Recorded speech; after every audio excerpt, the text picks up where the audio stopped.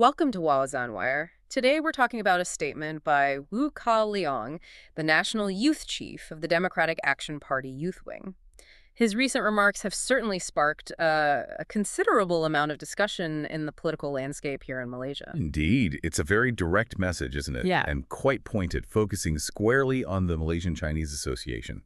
We probably need to unpack not just what he said, but maybe why he said it now, and think about the implications, especially within the current, political environment. Absolutely. Yeah, this isn't just some casual comment dropped somewhere. It feels like a politician laying down a really strong challenge. And it touches on some, well, ongoing tensions, I think. Definitely ongoing within the unity government itself, and maybe even wider than that. So Woo Kah Leong, he really didn't mince words. He said the Malaysian Chinese Association shouldn't just refuse to cooperate with the Democratic Action Party in the next election, but that they should actually quit the government. Right now, that's pretty bold. Yeah. It's an extraordinary demand, really, especially considering it's coming from a youth leader of a party within the same government coalition. It's not just, oh, let's think about the next GE. No, it's an immediate call. Withdraw now.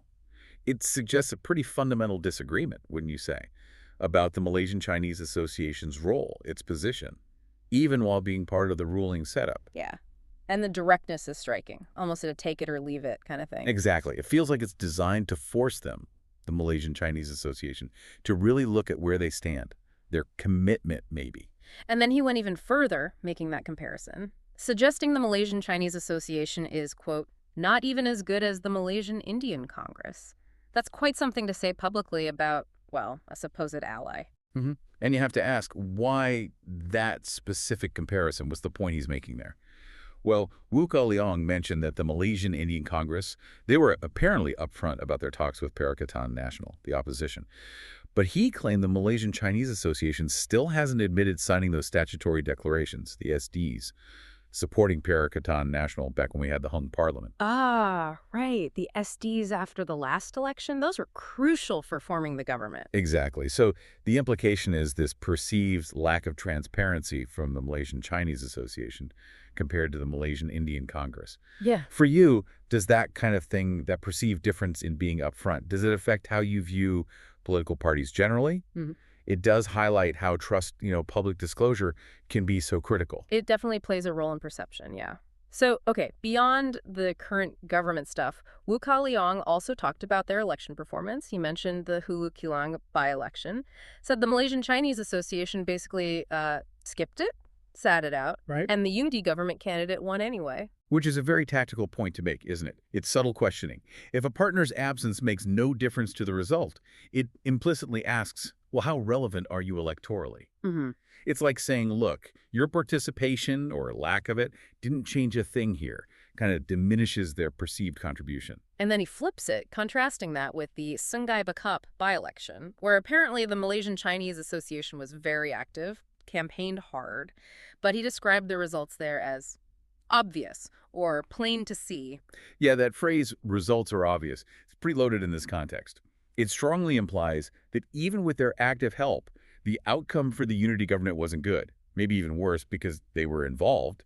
So it directly challenges their effectiveness on the ground, their actual influence. So one case, their absence didn't matter. Another case, their presence might have hurt. That seems to be the suggestion, which is a significant critique of their political value to the coalition, isn't it? Leaves you wondering, if they can't make a positive difference when they do campaign, what's their strategic role? Okay, and he didn't stop there either. He criticized the Malaysian Chinese Association for being silent. Silent when the Democratic Action Party and its youth wing were pushing back against the UMNO youth chief, Akmal. Right, from UMNO, the dominant Malay nationalist party in the coalition. And then he drops this line, accusing the Malaysian Chinese Association of tightly embracing the 1MDB thief. I mean, that's a really serious allegation to throw at a coalition partner. It is, and this moves into that whole area of political alignment, perceived loyalties, accusing them of silence during a key internal dispute that questions their commitment to the government's supposed unity, right? Yeah. To its allies. And that 1MDB thief reference, wow, That's incredibly potent. Tying them to the 1MDB scandal. Exactly. Linking them, even implicitly, to that huge financial scandal and the figures involved. Yeah. It's basically questioning their moral compass. Who do they really stand with? It makes you think, what do their actions or, their lack of action in these moments actually signify about their core values, their true alliances?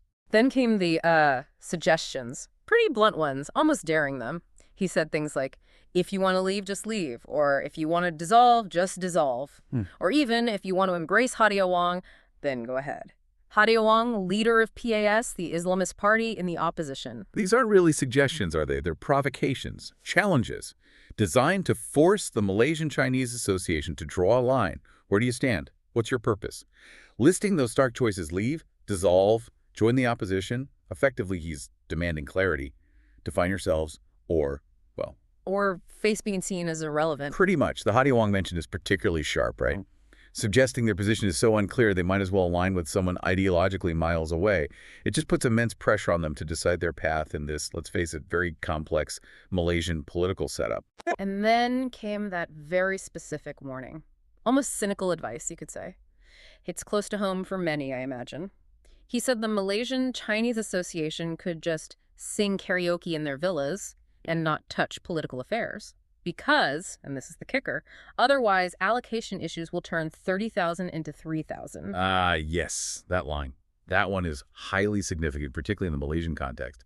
It's a clear, almost blatant insinuation about political influence, or the lack of it, affecting public funds, project allocations, real money.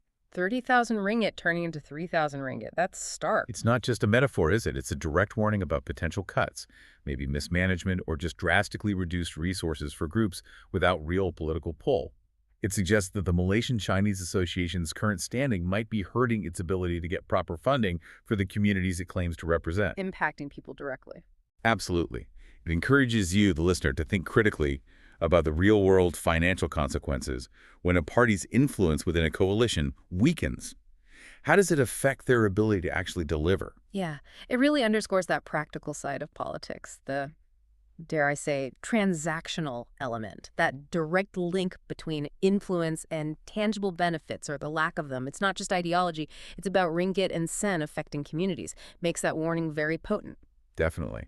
This whole statement from Woo Kah Leon, it just reflects this rising tension, doesn't it? A demand for clarity within the unity government. It really highlights the internal pressures, the expectations on the component parties. They have to constantly justify their role, their allegiance. It's like a snapshot of that intricate dance of alliances and influence that, well, defines Malaysian politics right now. It certainly makes you think, how do these very public challenges shape things? Not just party dynamics, but how the public sees leadership, accountability.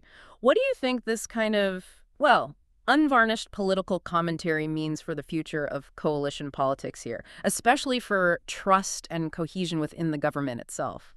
Well, it suggests things are maybe more fragile than they appear on the surface. This kind of direct attack signals significant friction. It seems the message is relevance isn't guaranteed by history. It's about current value, demonstrable commitment to the coalition's direction. So if a party can't prove that value, then its standing, maybe even its existence, is going to be openly questioned. That seems to be the stark reminder from Woo Kah Leong's remarks. It's certainly a conversation that's far from over. thank you for joining us for this discussion. It's always a pleasure to explore these complex issues with you. Remember to like and subscribe for more videos like this.